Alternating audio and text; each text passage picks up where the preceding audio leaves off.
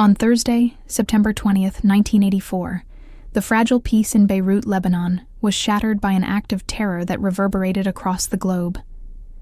Just months after a devastating attack on the U.S. Marine barracks, the U.S. Embassy Annex in East Beirut became the target of a suicide car bombing, claiming the lives of 22 people and marking another dark chapter in the region's tumultuous history. This incident underscored the escalating dangers faced by American diplomatic and military personnel in Lebanon during a period of intense civil conflict. Please like, share, and subscribe for more historical insights.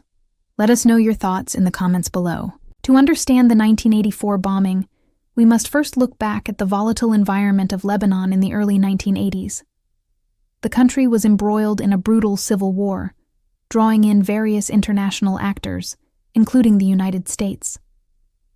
American forces were part of a multinational peacekeeping force, and diplomatic missions operated under constant threat. Just 11 months prior, on October 23, 1983, a suicide truck bomb had decimated the U.S. Marine barracks in Beirut, killing 241 American servicemen. This earlier attack, attributed to Hezbollah, a Shiite Islamist political party and militant group, had already demonstrated the extreme lengths to which extremist groups would go to target American interests. The 1984 bombing occurred amidst heightened security concerns and a palpable sense of vulnerability. The target was the newly established U.S. Embassy Annex in Al-Khar, East Beirut, which had been set up after the original embassy was destroyed in April 1983. At approximately 5:25 a.m. local time, a van, laden with explosives, sped towards the heavily fortified compound. Despite efforts by Lebanese security guards to stop it, the vehicle breached the outer defenses.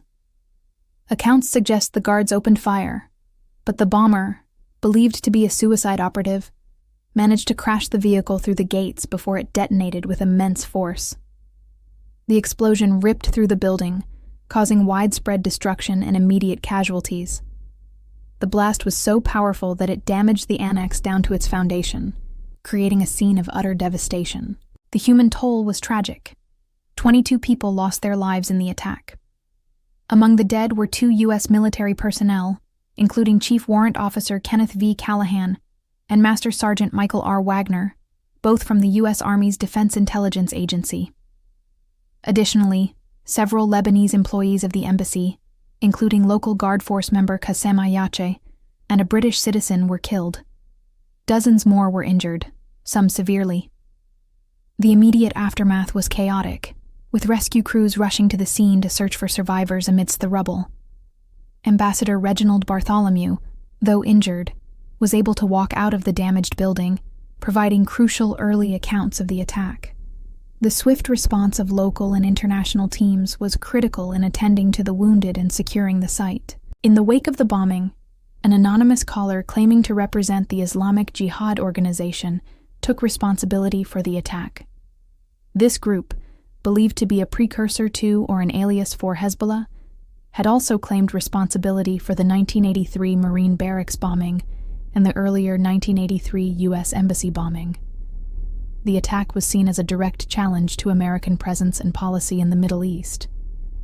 The Reagan administration condemned the act as barbaric terrorism and vowed to bring those responsible to justice. The incident further complicated an already fraught diplomatic situation and intensified debates within the U.S. government about its role and strategy in Lebanon. The 1984 Beirut embassy bombing, alongside the 1983 attacks, had a profound and lasting impact on U.S. foreign policy and security protocols. It highlighted the vulnerability of diplomatic missions to asymmetric warfare and led to significant changes in how American embassies and personnel are protected worldwide. Security measures were drastically enhanced, incorporating lessons learned from these tragic events. The attacks also contributed to the eventual withdrawal of U.S. forces from Lebanon in February 1984, marking a shift in American engagement in the region.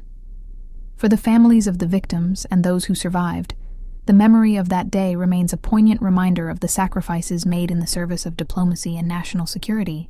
The 1984 U.S. Embassy bombing in Beirut stands as a stark reminder of the human cost of conflict and the persistent threat of terrorism. It is a chapter in history that shaped counter-terrorism strategies and redefined the security landscape for diplomatic missions globally. As we remember the 22 lives lost, we also acknowledge the enduring resilience of those who continue to serve in dangerous environments, striving for peace and understanding in a complex world. Their courage and sacrifice will never be forgotten. Thank you for watching. If you found this video informative, please like, share, and subscribe for more historical insights. Let us know your thoughts in the comments below.